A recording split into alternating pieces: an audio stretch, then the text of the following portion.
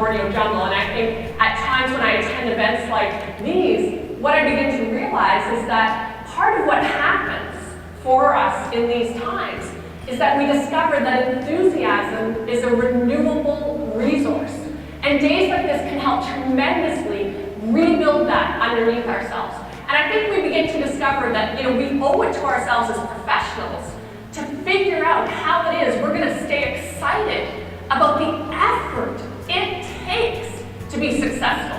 In all the areas of our lives that we're managing, our professional lives, our personal lives, our health and wellness, we have to figure out how it is that we're going to rebuild momentum underneath ourselves repeatedly over extended periods of time. And we discovered in Eco Challenge that despite horrible conditions and strained relationships, we could find that time and time again, day in and day out, the ability to just talk ourselves and to keep moving forward.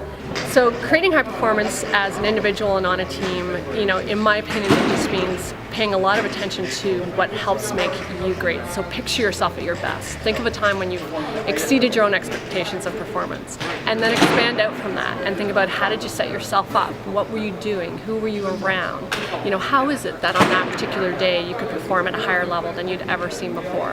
And then one of the things I love to encourage people to do is give that same consideration to your colleagues. Who are they when they're at their absolute best? Because often we judge others and ourselves at moments in time when we're at our worst, and we all have them. So if we focus in on who we are at our best, who the people are around us when they're at their best, then we can accelerate performance to a new level.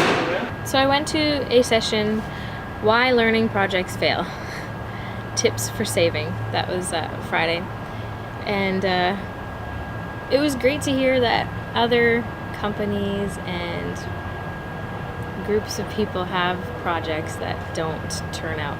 If your trust is broken, can you recover it? And he suggested meeting them face to face. So if it's a distance SME that you're working with, that you should meet with them face to face and try and recover that trust that has been broken if anything has gone wrong.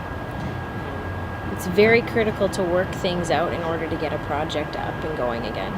Making suggestions on good ideas that aren't related to the project will show you as a value to them to use in the future, so that's a good tip.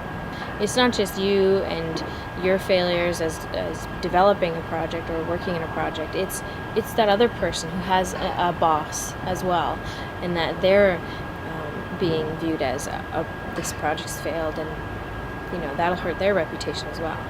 So you have to have an open conversation about what happens next. So don't talk about the past events.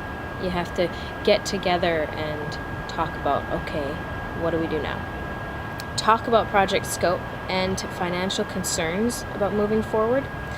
Agree upon smaller deliverables and approvals, so rebuild the trust.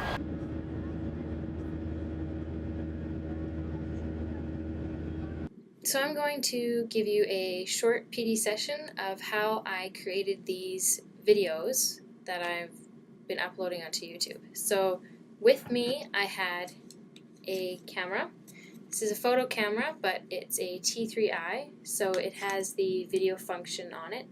You can just have any regular camera, just as long as you can hook it up via USB to your computer.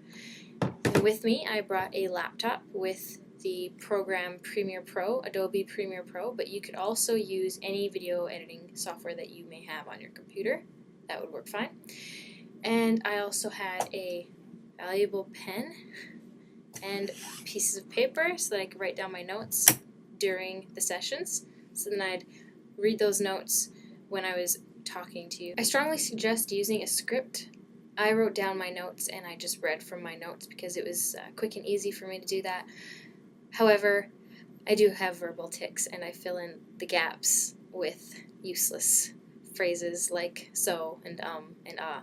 But if I had a script written out and I had it point form, I would have been far better in my video recording. So that's a lesson learned by me.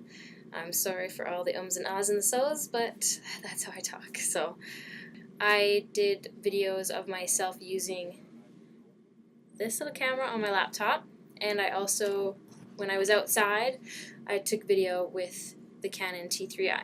Then I imported the pictures and I imported the video onto the laptop into Premiere Pro and edited the video on the timeline. I made sure that I had the contact information of the people who did the sessions, and I have a Twitter account, so I posted the videos via Twitter, and I put a hashtag for the Learning Solutions Conference so that the people at the conference can also see the videos that I posted.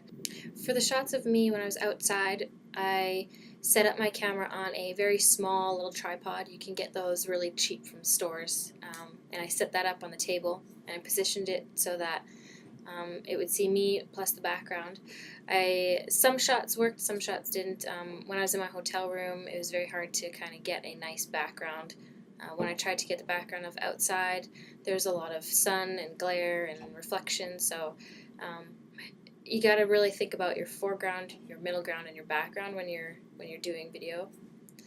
Usually you don't have foreground included when you're doing video. It's usually just the middle ground and the background. And there's a lot of things that I didn't include in my videos that I hope to get more information on before I actually make a video of it. Don't be afraid to ask people to record them. I was very nervous at times to get videos of people. I explained what I was doing and who I was doing it for, and that it would be on YouTube, and that I would give their information about who they were in the video. So I gave them what I was doing first. Then I'd ask them to sum up what they presented or what they spoke on, and they usually said yes, and I didn't have anybody that said no. So don't be afraid to ask. The worst that they could say is no. So if you didn't guess the theme for the conference, it was maximizing performance with learning technologies, and it was really great. I had a good time. Thanks to my US neighbors, the hospitality was wonderful, and I hope to see you again soon. And a salute from your Canadian friend. Pretty sweet conference, eh?